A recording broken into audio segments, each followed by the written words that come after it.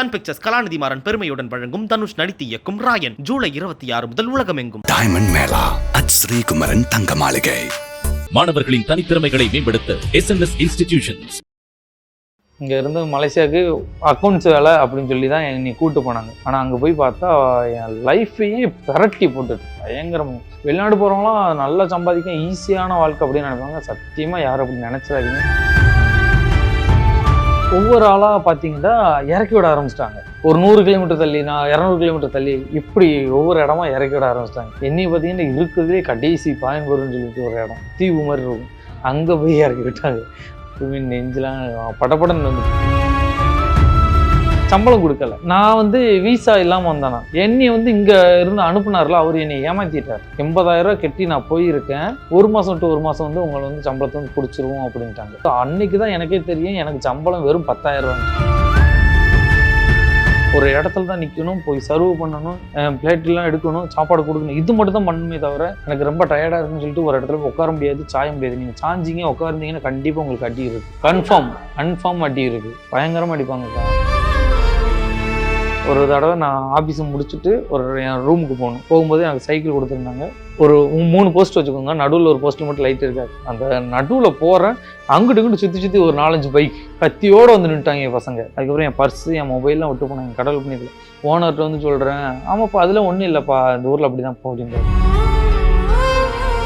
தூங்கிட்டு என்னடா கடிக்கிற மாதிரி இருக்கு அப்படின்னு சொல்லி தான் செஞ்சேன். சொரிஞ்சு பார்த்தா எல்லாம் மூட்டை பூச்சி. அட்டி என் உடம்பு ஃபுல்லா சட்டை இல்லாமல் இருந்தேன்னா முழுசா எந்திருக்கும் ஃபுல்லா மூட்டை பூச்சி. நல்லா ரத்தத்துக்கு குடிச்சு குண்டு இருக்கு. எடுத்து இப்படி ஒரு குழுக்கு தான் குளிக்கி இப்படி உதறி விட்டு எவ்வளவு ரத்தம் வந்துச்சு தெரியுமா? அப்பா. நம்ம தூத்துக்குடி மீனவன் அவர்களோட புது வீட்டில் தான் இருக்கோம். அவங்க ஃபேமிலியோட பேசலாம். வணக்கம்.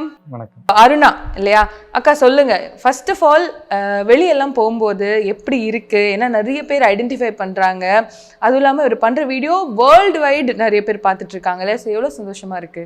உண்மையிலேயே ரொம்ப சந்தோஷமா தான் இருக்கு. வெளியே எங்க போனாலுமே கண்டுபிடிச்சிருவாங்க அவங்களே. அதாவது அமைதியாவது அவங்களுக்குள்ளே சொல்லிட்டு போவாங்க, தூத்துக்குடி மீன் வந்து போறாங்கம்பாங்களா. அது கேட்கறது கொஞ்சம் சந்தோஷமா இருக்கும். உங்க 2 பேரோட கல்யாணம் எப்படி நடந்தது? லவ்வா அரேஞ்ச்டா? லவ் மேரேஜ் தான். எப்போ பார்த்தீங்க? ஃபர்ஸ்ட் எப்போ பார்த்தீங்க? கிளாஸ்மேட் 2 ஆஹா, ஒரே கிளாஸ்ல லவ் பண்ணோம். 2 வருஷம் நாங்க ஃப்ரெண்டா தான் இருந்தோம். அதுக்கப்புறம் தான் லவ் ஆரம்பிச்சு. 7 வருஷம் லவ் பண்ணோம். அதுக்கப்புறம் தான் மேரேஜ் பண்ணுச்சு.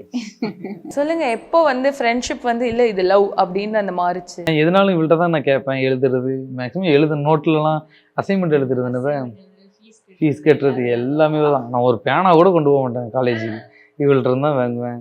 அப்படியே அந்த இது ஃப்ரெண்ட்ஷிப் ஆகி அப்படியே க்ளோஸ் ஆகி அப்படி லவ் வந்துச்சு. 7 வருஷம் லவ்ல வந்து நிறைய அப்ஸ் அண்ட் டவுன்ஸ் இருந்திருக்கும். அந்த மாதிரி வந்து ஏதாவது சண்டை கிண்டை போட்டிருக்கீங்களா? யார் நிறைய சண்டை போடுவா, கோவப்படுவா? சண்டை வருதுன்னா ஒன்று ஃபோன் பேசுறதுக்கு மட்டும் தான் வரும். நான் பேசுறது வந்து ரொம்ப கஷ்டம். ஏன்னா நான் எங்கிட்டாச்சும் ஓடிக்கிட்டே இருப்பேன். அவள் பேசணும்பா, எனக்கு டைமே கிடைக்காது பேசுறதுக்கு. அதனால சண்டை. அவங்க வீட்டில் எப்பவுமே 7-8 மணிக்குள்ள தூங்கிடுவாங்க. அதுதான் வேற. மற்றபடி சண்டைலாம் 7 வருஷம் சண்டை போடுறது இல்லையா? Oh my god, medical miracle. அதான் உண்மை. இப்போ வரைக்கும் அந்த பேசுறதுக்கும் சண்டை வரும், மற்றபடி வேற எதுவும் சண்டை போடவே மாட்டோம். பட் ஒரு பாயிண்ட்ல வந்து காதல் திருமணமா மாறணும் அப்படின்னு சொல்லும்போது வீட்டுல எல்லாம் பேசணும் இல்லையா? எப்படி வந்து வீட்டுல சொந்த வீட்டுல எல்லாமே ஓகே தான், எங்க வீட்டுல தான் கிடையாது. எங்க வீட்டுல நான் சொல்லியாச்சு, இவ்வளவுதான் லவ் பண்றேன் அப்படின்னு சொல்லியாச்சு, இவ்வளவுதான் கெட்ட போறேன்னு சரின்ட்டாங்க, அவ்வளவுதான். எங்க வீட்டுல ஒண்ணும் சொல்ல, நாங்க வந்து பேசுறோம் அப்படின்னு சொன்னாங்க. அதுக்கப்புறம் சிம்பிளா முடிச்சு. எங்க வீட்டுல தான் நாங்க என்ன சொல்ல, எப்படி கொஞ்சம் அவங்க மீனவர்கள் அந்த மாதிரி இருக்கிறதுனால கொஞ்சம் வேண்டாம். ஏன்னா காஸ்ட் வேற ஆயிருது இல்ல, அதனால அவங்க வீட்லயும் யோசிப்பாங்கல்ல. காஸ்ட் வேற. சாதாரணமா இங்க இருந்துட்டு இங்க போய் நாங்க பொண்ணு கொடுப்போம் அப்படின்னு அவங்க யோசிக்க ஆரம்பிச்சிட்டாங்க. எங்க வீட்டுல எல்லாருமே படிச்சவங்க, டிகிரி முடிச்சு எல்லாமே கொஞ்சம் அந்த மாதிரி பாக்குறதுனால வேண்டாம், நாங்க போய் அங்க போய் கஷ்டப்பட போறியா அப்படி இப்படின்னு ஆரம்பத்துல அப்படிதான் பேசுனாங்க எல்லாருமே. எங்களை பத்தி நாங்கெல்லாம் லவ் பண்ணி கல்யாணம் பண்ணிக்கும் போது வந்து ரொம்ப பேசுனாங்க எங்களெல்லாம். இவெல்லாம் கல்யாணம் பண்ணி என்ன பண்ண போறாங்க, ரொம்ப கஷ்டப்பட போறா அப்படி இப்படின்னா ரொம்ப வேறு பாக்குறவங்க நினைக்கிறது அப்படிதான். நார்மலா நினைப்பாங்கல்ல, என்ன எப்படினாலும் கல்யாணம் முடிச்சு கஷ்டப்பட தான் செய்வாங்க அப்படின்னு நினைக்கிறது தான். அப்படியே போச்சு. அப்புறம் கல்யாணம் முடிச்சு கொடுத்தா அதோட அவ்வளவுதான். அதுக்கப்புறம் ஃபேமிலியில நீ பேசக்கூடாது, டச் அப்படி இருக்கக்கூடாதுன்ட்டாங்க. ஓகே பரவாயில்லன்னு சொல்லிட்டு இவங்க வீட்டுல தான் ஃபுல்லா கல்யாணம் பண்ணி. இவன் கொஞ்சம் ஸ்ட்ராங்கா இருந்துட்டான், கெட்டினா இவனதான் கெட்டுவான்னு சொல்லிட்டு பயங்கர ஸ்ட்ராங்கா இருந்தான். அதனாலதான் அவங்களே இறங்கி கல்யாணம் பண்ணி வச்சுட்டாங்க. அப்போ யூடியூப் பண்ணிட்டு இருந்தீங்களா? இல்ல, ஆல்ரெடி பண்ணிட்டு இருந்தேன், அது சிம்பிளா பண்ணிட்டு இருந்தேன். அது வெளியே தெரியாது. கன்சியூவா இருக்கிற டைம்ல தான் அவங்க அதை அப்படியே கண்டினியூ பண்ணாங்க. யூடியூப்பை கண்டினியூ பண்ண ஆரம்பிச்சோம். அதுக்கு முன்னாடி வந்து சும்மா நார்மலா அந்த டோல்கேட் இருக்கும்ல, அங்க வந்து பாஸ் செக்ஷன்ல வேலை பார்ப்பேன். பாஸ் போடுறது தான். அப்போ எவ்வளோ, ஆமாம் 7000 ரூபா சம்பளம். 7000 ரூபா சம்பளத்தில் வேலை பார்த்துட்டு இருந்தேன். அதுக்கப்புறம் என்ன ஆச்சுன்னா ஃபயர் சர்வீஸ், இவங்களை வந்து பேசி முடிக்கும் போது தான் எனக்கு ஃபயர் சர்வீஸில் வேலை கிடைக்கும். ப்ரைவேட்டாக தான் வேலை கிடைக்கும், ஆனால் சூப்பர் ஜாப், நல்ல சம்பளத்தோடு கிடைக்கும். பேசி முடிச்சது அதுக்கப்புறம் தான் அவங்களே கொஞ்சம் இறங்கி வந்தாங்க. ஃபயர் சர்வீஸில் வேலை கிடச்சினோடனே கஷ்டம். உங்கள் வீட்டில் கொஞ்சம் ஓகே ஆகிட்டாங்க, சரி கட்டி கொடுக்கும்னு சொல்லிட்டு கோயில் வச்சு கல்யாணம் முடிச்சு அப்படியே அனுப்பிவிட்டது தான். அதுக்கப்புறம் வீட்டு போகலை, அப்படியே பேசு. அப்புறம் ஒரு 3-4 மாதம் கழிச்சு எடுத்து பேச ஆரம்பிச்சிட்டாங்க. நீங்கள் வந்து ஃபுல் டைமாக வந்து கடலுக்கு போகணும் அப்படின்னு வந்து டிசைட் பண்ண நாள் எப்படி இருந்துச்சு? ஸ்கூல் படிச்சதுல நான் கடலுக்கு போயிட்டு இருக்கேன். ஆமா, நான் சின்ன பிள்ளைங்க காலேஜ் படிக்கும்போது கூட காலையில கடலுக்கு போயிட்டு லேட்டா தான் காலேஜுக்கு வருவேன். ஸ்கூல் படிக்கும்போது அதே குத்து தான். ஸ்கூல் கடலுக்கு போயிட்டு காலையில எந்திரிச்சு குளிச்சுட்டு இங்கே வீட்டுக்கு வந்து குளிச்சுட்டு கடலில் ஒரு நல்ல ஒரு குழியில போட்டுட்டு, ஏன்னா மீன் வாடை அடிக்கும்ல, கடலில் குளிச்சுட்டு வீட்டில் வந்து குளிச்சா கொஞ்சம் அந்த வாடை கொஞ்சம் போகும். நார்மலாக இங்கே வந்து குளிச்சா கொஞ்சம் வாடை போகாது. அதுக்காண்டி அங்கே குளிச்சுட்டு வந்து வீட்டில் குளிச்சுட்டு நல்லா சோப்பு போட்டு குளிச்சுட்டு அதுக்கப்புறம் தான் ஸ்கூலுக்கு போவேன். அப்படியே தான் காலேஜையும் அதே தான். இங்கே நான் டோல்கேட்டில் வேலை பார்த்தேன்னு சொன்னேன்ல, அதே டோல்கேட்லேயும் அதே தான், சேம் தான். வேலை பார்த்தாலும் வேலைக்கு போவேன். ஃபயர் சர்வீஸ் வேலை பார்க்கும்போது ஃபயர் சர்வீஸ் ஒர்க் பண்ணும்போது அது ஷிஃப்ட் கணக்கு வரும். காலையில அப்புறம் மதிய ஷிஃப்ட், நைட் ஷிஃப்ட்னு வரும்ல, அந்த டைம் படி காலையில கடலுக்கு போக முடிஞ்சா போவாங்க. அதுக்கப்புறம் வீடியோ எடுத்து போடுறது. அந்த ஃபயர் சர்வீஸ்ல இருக்கும்போது இந்த யூடியூப்ல வீடியோ ரெண்டுக்குமே வேலை பார்ப்பாங்க. மேரேஜுக்கு வந்து கடன் வாங்கி தான் கல்யாணம் பண்ணாங்க. அதுக்கு ஒரு லோன் கட்ட வேண்டியிருந்ததுனால அவங்க ஒரு 4-5 வேலைக்கு கண்டினியூவா போயிட்டே இருப்பாங்க. அதுக்கே அப்படியே சரி வந்து அப்படியே போயிட்டே இருந்துச்சு. நிறைய பேர் இப்போ வீடியோ பார்க்குறவங்களா இருக்கட்டும், இல்லை அதுக்கு முன்னாடியே வந்துட்டு பார்க்குற வேலையை வச்சு கேலி பண்ணும்போது நீங்கள் இல்லை அப்படின்னு ஏதாவது சண்டை போட்ட நாட்கள் இருக்கா? பஸ்லலாம் ஏறும்போதெல்லாம் ஒரு மாதிரி பார்ப்பாங்க. ஏன்டா நாங்கள் இருந்து என்ன பண்ணுவோம்னா, சில இடங்கள்ல வந்து கடலுக்கு போயிட்டு வரும்போது வந்து வெறுமலை அந்த சாரத்தை கட்டிட்டு தான் வருவோம். அந்த டைம் பஸ்ஸில் வரும்போது கொஞ்சம் ஒதுங்கி உட்காருவாங்க. எனக்கே தெரியும், எனக்கே ஃபீல் ஆகும். ஏன்னா என் மேலே வாடகைக்கு அதனால ஒதுங்குறாங்க. அதை பற்றிலாம் ஒரு இதுவுமே நான் கண்டுக்கிற மாட்டேன். சில இடங்கள்ல வந்து கொஞ்சம் ஏற்றத்தாழ்வுலாம் இருக்குது. ரொம்ப இடங்கள்ல நான் அனுபவிச்சிருக்கேன், ரொம்ப இதில் நான் பட்டிருக்கேன். ஆமாம். அதுக்கப்புறம் இந்த யூடியூப்னு வந்ததுக்கப்புறம் ஒரு ஸ்டாண்டர்டாக ஆகிட்டு, ஸ்டாண்டர்ட்னு இப்போ மீன் வந்தாலும் அவங்களுக்குன்னு தனி ஒரு மரியாதை அப்படிங்கிறது ஆகிட்டு. ஏன்னா எல்லாரும் நார்மலாக என்ன நினைப்பாங்க, கடலுக்கு போகிறாங்க, மீனை பிடிச்சிட்டு அள்ளிட்டு வந்துடுறாங்க, ஈஸியாக கரைக்கு வந்து ஈஸியாக வருதுன்னு தான் நினைப்பாங்க. நம்ம விலை கொடுத்து ஈஸியாக வாங்கிட்டு வந்துடுறோம். அதுக்கு உள்ளே படுற பாடு கஷ்டம் அது வந்து மக்களுக்கு தெரியாமல் இருந்துச்சு. இப்போ யூடியூப்னு ஒன்று வரும்போது வந்து ரொம்ப மக்களுக்கு தெரியும் போது வந்து இவ்வளோ கஷ்டப்பட்டு மீனை பிடிச்சி வர்றாங்க, மீனுக்கு ஒரு தரமான ஒரு நியாயமான ஒரு விலை வேணும் அப்படின்னு சொல்லிட்டு அவங்கள பார்க்குறாங்க. அது போக நம்மளுடைய கஷ்டத்தை அவங்க புரிஞ்சுக்கிறாங்க. அதனால இப்போ ஸ்டாண்டர்டாக ஒரு மரியாதை வந்துருக்கு. இப்போ நார்மலாக ஒரு மூவின்னு வச்சுட்டாங்களே, மீனவர்கள் என்ன பண்ணுவாங்க, ஒரு வில்லன் கேரக்டர், ஒரு ரவுடி கேரக்டர், இல்லைன்னா ஏதாச்சும் ஒரு கெட்ட பழக்கம் பண்ணுறவங்க அப்படியே தான் மினிமம் அப்படி தான் காமிப்பாங்க. அப்படி காமிச்சு மக்கள் மனசில் என்ன தோணும், மீனவர்கள்னாலே இப்படிதான் சொல்லிட்டு அப்படி ஒதுக்கிட்டாங்கல்ல.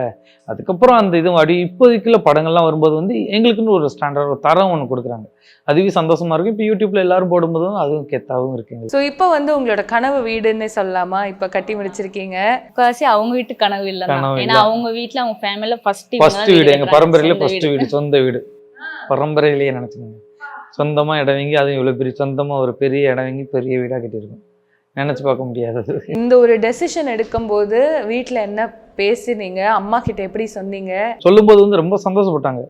ஏன்னா நம்ம பையன் முத ஒரு வீடு கட்டுறான்னு அவங்களுக்கே பூரிப்பில்லா அளவில்லாத சந்தோஷம்.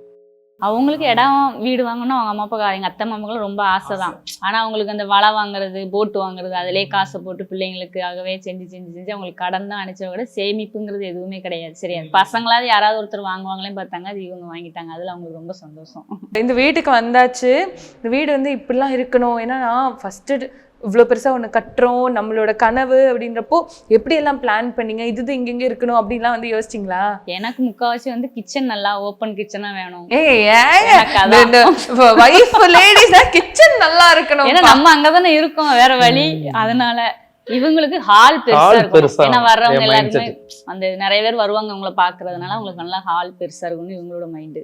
அவங்க வந்தாலும் நல்லா நீட்டாக உட்காந்து பேசுறதுக்கு, ஏன்னா நம்ம எல்லாரும் பெட்ரூமுக்கு அந்த அளவுக்கு போக மாட்டோம், ஹாலில் உட்காந்து எல்லாரும் பேச போறோம் அப்படின்போது நல்ல பெருசா. இது ரெண்டு. அதுக்கப்புறம் முன்னாடி நல்ல இடம் இருக்கும், கார்டன் வைக்கிற மாதிரி இருக்கும். அந்த மாதிரி தான் ஃபர்ஸ்ட் இருந்தே. இதெல்லாம் நமக்கு இப்போ பேசுறதுக்கு நல்லா இருக்குல்ல. ஆனா சில பேர் இருப்பாங்க, உனக்குலாம் இது தேவையா, நீ எல்லாம் இது பண்ணுவியா, இந்த மாதிரி கமெண்ட்ஸ்லாம் வருதா? கண்டிப்பா ரொம்ப வருது. ஏன் இந்த இருக்குல்ல நம்ம உட்காந்துருக்கோம். இந்த சோஃபாவுக்கு கூட எவ்வளோ கமெண்ட்ஸ் வருதுமா.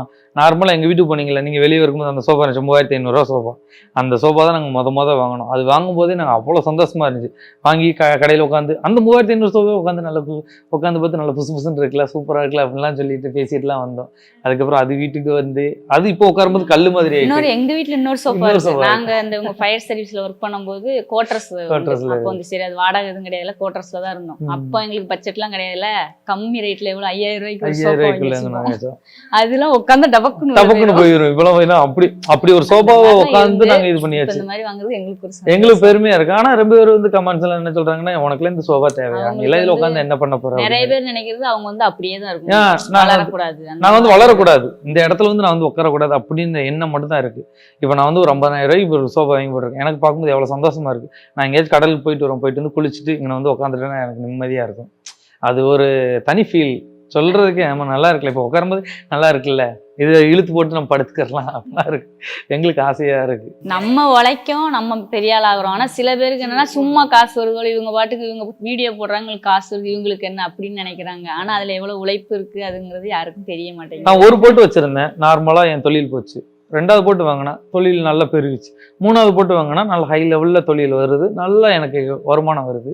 அப்போ அந்த வருமானத்தை வச்சு நான் சேர்த்து வச்சு நான் தானே பொருள் வாங்க முடியும். நான் இன்னொருத்தவங்களுக்கு கொடுக்க முடியுமா சொல்லுங்க? நாம கஷ்டப்பட்டு சம்பாதிக்கிறோம், நம்ம தேவைகள் போக மிச்சம் மத்தவங்களுக்கு நாங்க நிறைய பேர் ஹெல்ப் பண்ணதான் செய்வாங்க. இவங்க எல்லாம் இவங்களுக்கு வந்து ஹெல்ப் நல்லா பண்ணுவாங்க. நீங்க வந்து சொன்னீங்க நான் வந்து ஒரு போட் வச்சிருந்தேன், அப்புறம் 2 3 அப்படின்னு சொல்லிட்டு. அப்போ இந்த ஒரு போட் வாங்குறதுக்கு எவ்வளவு செலவாகும்னா? ஒரு போட்டை பொறுத்தவரை பார்த்தீங்கன்னா 3 லட்ச ரூபா வருது. புது போட்டா வாங்கண்டா 3.5 லட்ச ரூபா ப்ளஸ் இன்ஜின் ஒரு 3 லட்சம் வந்துடும். அதுவே ஒரு 3.5 லட்சம் வந்துடும். அதுக்கப்புறம் வளைய இருக்கும். மினிமம் பார்த்தீங்கன்னா ஒரு 10 லட்ச ரூபா கிட்ட வரும் ஒரு போட்டுக்கு. அது வந்து நீங்கள் மினிமம் போட்டுக்கு மட்டும் தான் சொல்கிறீங்க. அதுக்கப்புறம் ஆளுக்கு இருக்காங்கல்ல, நம்ம போட்டில் பார்த்தீங்களா ஒரு 10 பேர்கிட்ட இருக்காங்கல்ல, அவங்களுக்கு பைசா கொடுப்போம். ஒரு ஆளுக்கு 1 லட்சம், 50,000, 2 லட்சம் இப்படி கொடுத்து வச்சுருப்போம். அப்போ தான் அந்த ஒரு வருஷத்துக்கு நம்ம போட்லேயே நிற்பாங்க. இல்லைன்னா வேறு போட்டுக்கு போயிடுவாங்க. நம்மளுக்கு கடலுக்கு போக ஆள் இருக்காது. அப்போ இவ்வளோ இருக்குது. இதெல்லாம் வட்டி இல்லாத காசு. அவங்களுக்கு வந்து நம்ம வட்டி இல்லாமல் நம்ம வந்து அவங்களுக்கு கொடுக்கணும். கொடுத்தா தான் நம்மள்ட்ட வந்து நிற்பாங்க. அதுக்கப்புறம் நம்மளை விட்டு போகிறாங்க, நான் வந்து வேறு போட்டுக்கு போகிறேன் அப்படின்னா அவங்க வந்து நம்மள்ட்ட வந்து காசை வாங்கின காசை கொடுத்துருவாங்க.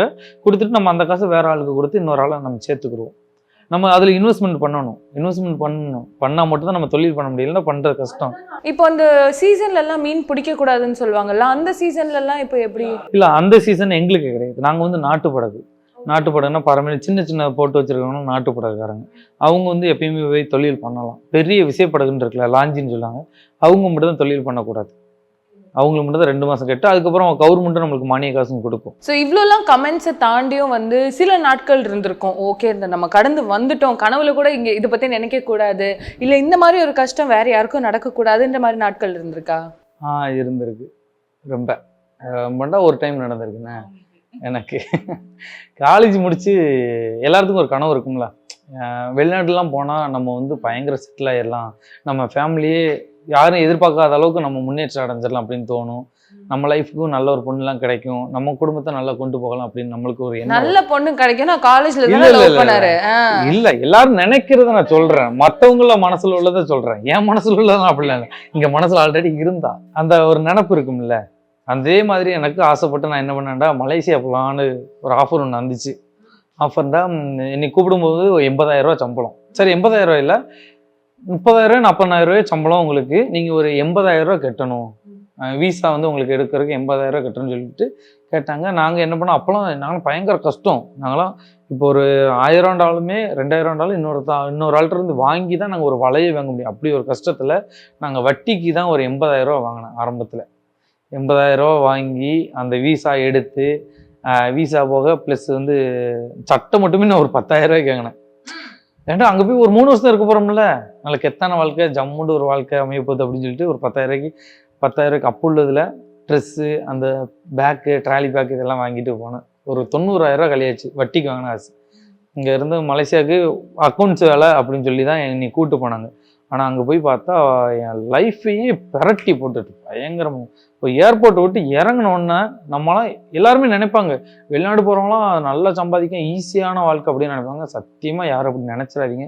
இருக்கிறதுலே ஒரு கஷ்டமான குடும்பத்தெல்லாம் விட்டு நம்ம சொந்த நாட்டை விட்டு இன்னொரு நாட்டில் போய் வேலை பார்க்குறது இருக்கிறது ரொம்ப ரொம்ப கஷ்டம். நான் அனுபவித்தேன், என் வாழ்க்கையில் நடந்தது. ஃப்ளைட்டை விட்டு இறங்கினோன்னே ஒரு ரூமுக்குள்ளே போய்ட்டு அடைச்சிருவாங்க. ஒரு பெரிய ஒரு ரூம் இருக்கும், ஓப்பன் ஹால் மாதிரி. அதுக்குள்ளே போய்ட்டு அடைச்சிருவாங்க. நம்மளை எந்த ஏஜென்ட் என்னை கூப்பிட வரானோ அவன் வந்து கூப்பிட்டா மட்டும்தான் நம்ம வந்து வெளியே போக முடியும். அப்படி உள்ளே மட்டுமே 3 மணி நேரமும் 4 மணி நேரமும் அந்த ரூமுக்குள்ளேயே இருந்தேன். என்ன பண்ணானே தெரில. எல்லாரும் ஹிந்திக்காரங்கலேருந்து தமிழ்காரங்க எல்லாருமே உள்ளே அடைஞ்சிருக்காங்க. ஒவ்வொரு டீமும் ஒரு 10 பேர் போவாங்க, 20 பேர் போவாங்க. அப்படியே தான் ஒவ்வொரு ஆளாக போயிட்டே இருந்தாங்க. என் கூட அதுக்கப்புறம் என்ன ஒரு 4 மணி நேரம் 3 மணி நேரம் கழிச்சதுக்கப்புறம் என்னை கூட்டு வரக்கு ஒரு ஆள் வந்தார். அவர் வரும்போது ரொம்ப சந்தோஷப்பட்டேன். நல்ல வேலை இப்போ ஆள் வந்துட்டு அப்படின்னு சொல்லிட்டு சந்தோஷப்பட்டேன். அதுக்கப்புறம் பார்த்தீங்கன்னா காரில் ஏறும்போது எக்ஸ்ட்ரா ஒரு 4 பேர் ஏறுறாங்க. 4 பேர் ஏறும்போது தமிழ்காரங்க. நம்மளுக்கு என்ன தோணும், சரி தமிழ்காரங்க வந்துட்டாங்க, கொஞ்சம் பயம் இல்லாமல் நிம்மதியாக இருந்தேன். அவங்கள்ட்ட பேசிட்டு நீங்கள் எந்த ஒரு எல்லாரும் விசாரிச்சுட்டு வரும்போது ஆமாண்ணா எல்லோரும் அப்போ ஒன்று போல் தான், ஒரே ரெஸ்டாரண்ட் தான், மக்பூல்னு சொல்லிட்டு ரெஸ்டாரண்ட். மக்பூல், ஆமாம், மலேசியாவில் மக்பூல்னு சொல்லிட்டு பாயின்பூரில் இருக்குது. அங்கே தான் நான் வேலை பார்த்தேன். ஒவ்வொரு ஆளாக பார்த்தீங்கன்னா இறக்கி விட ஆரம்பிச்சிட்டாங்க. 4 பேரும் நாங்கள் மொத்தமாக தான் வேலை பார்க்க போகிறோம் அப்படின்னு சொல்லிட்டு நாங்கள் பேசிட்டு வர்றோம். ஒவ்வொரு ஆளாக ஒவ்வொரு ரெஸ்டாரண்ட்டில் ஒவ்வொரு ஊரில் ஒரு 100 கிலோமீட்டர் தள்ளி, நான் 200 கிலோமீட்டர் தள்ளி, இப்படி ஒவ்வொரு இடமா இறக்கி விட ஆரம்பிச்சிட்டாங்க. என்னையும் பார்த்தீங்கன்னா இருக்கிறதுலே கடைசி பாயின்பூர்னு சொல்லிட்டு ஒரு இடம், தீவு மாதிரி இருக்கும், அங்கே போய் இறக்கி விட்டாங்க. அப்பவுமே நெஞ்செலாம் படப்படன்னு வந்துட்டு. ஏன்னா நம்ம ஊர்னா எங்கிட்டனாலும் நம்ம பொழைச்சிக்கலாம், மொழி தெரியும், எல்லாமே தெரியும். என்கிட்ட இறக்கி விடும்போது என் கூட வேலை பார்த்தது எல்லாமே இந்தோனேசியாக்காரங்க. அங்குள்ள பசங்க தான் இருந்தாங்க. எனக்கு அவங்க கூட என்ன பேசணும்னு தெரியாது, நான் பேசுகிறது அவங்களுக்கும் புரியாது.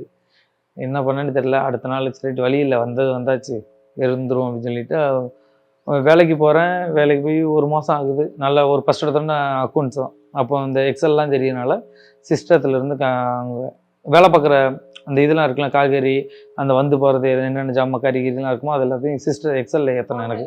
நம்ம ஹோட்டல்னால் தனியாக ஆஃபீஸ் இருக்குது, அந்த ஆஃபீஸில் தான் எனக்கு வேலை. நல்லா ராஜா மாதிரி இருந்தேன். மாதம் வந்துச்சு. மாதம் ஆகி என்ன பண்ணிட்டாங்கன்னு பார்த்தீங்கன்னா சம்பளம் கொடுக்கல. நான் வந்து வீசா இல்லாமல் வந்தேனா, என்னை வந்து இங்கே இருந்து அனுப்புனார்ல, அவர் என்னை ஏமாற்றிட்டார். 80,000 கட்டி நான் போயிருக்கேன்.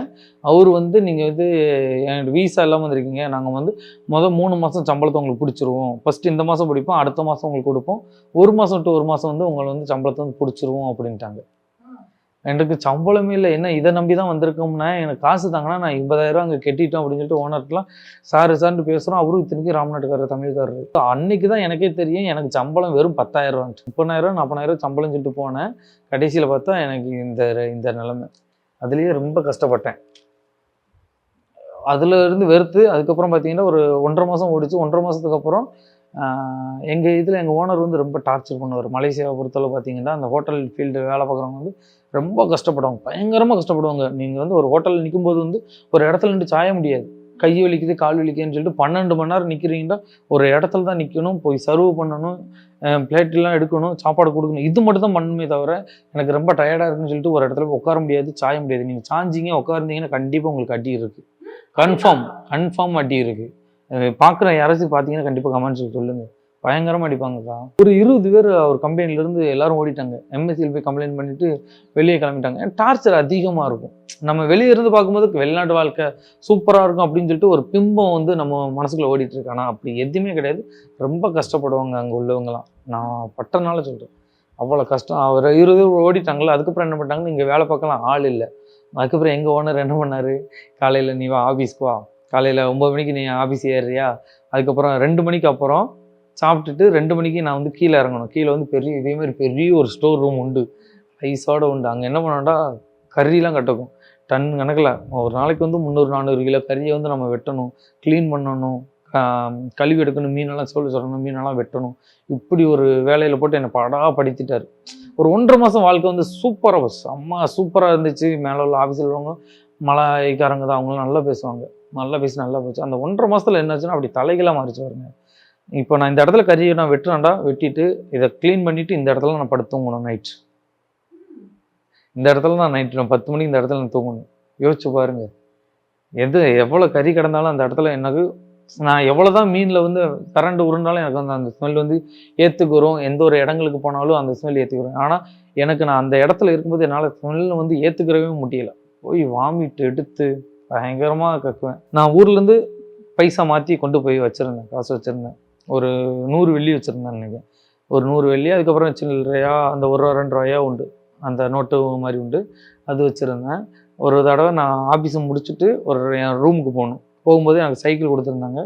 சைக்கிளில் போகும்போது வந்து ஒரு 3 போஸ்ட் வச்சுக்கோங்க, நடுவில் ஒரு போஸ்ட்டில் மட்டும் லைட் இருக்காது. அந்த நடுவில் போகிறேன், அங்கிட்டு இங்கிட்டு சுற்றி ஒரு 4-5 பைக் கத்தியோடு வந்து நின்றுட்டாங்க பசங்க, கத்தியோட.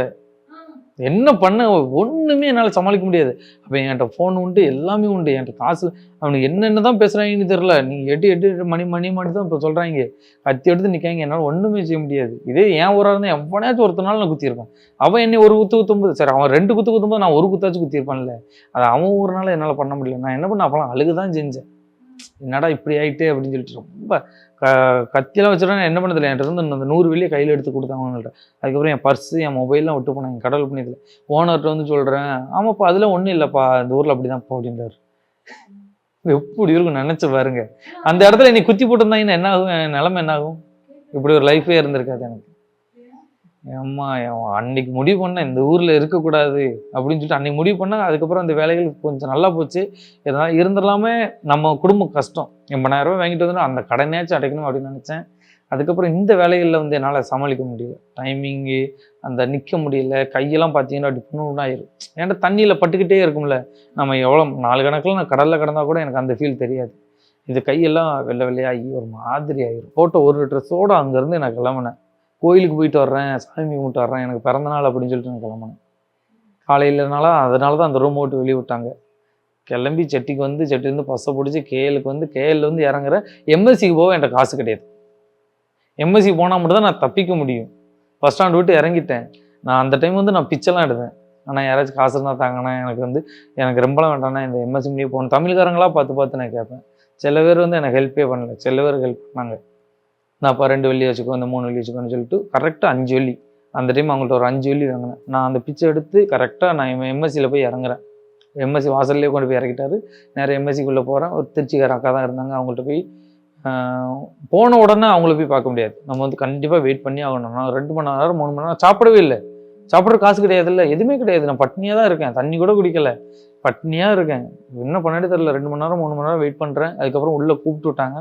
உள்ளே கூப்பிட்ட உடனே அந்த அக்கா சொல்கிறாங்க, நீ எந்த கம்பெனிலேருந்து வந்தேன்னு கேட்டாங்க. இப்படி இந்த கேஎல்லேருந்து சரி பயன்பூர்லேருந்து வந்திருக்கேன் அப்படின்னு சொன்னேன். சொல்லியிருந்தான் அப்படியான்னு சொல்லிட்டு சரி நாங்கள் அவங்க ஓனர்கிட்ட பேசுகிறோம் அப்படின்னு சொல்லிட்டு ஓனர்கிட்ட பேசுனாங்க. இல்லை நீங்கள் திரும்பி வந்துருங்க அப்படின்னாரு ஓனர்.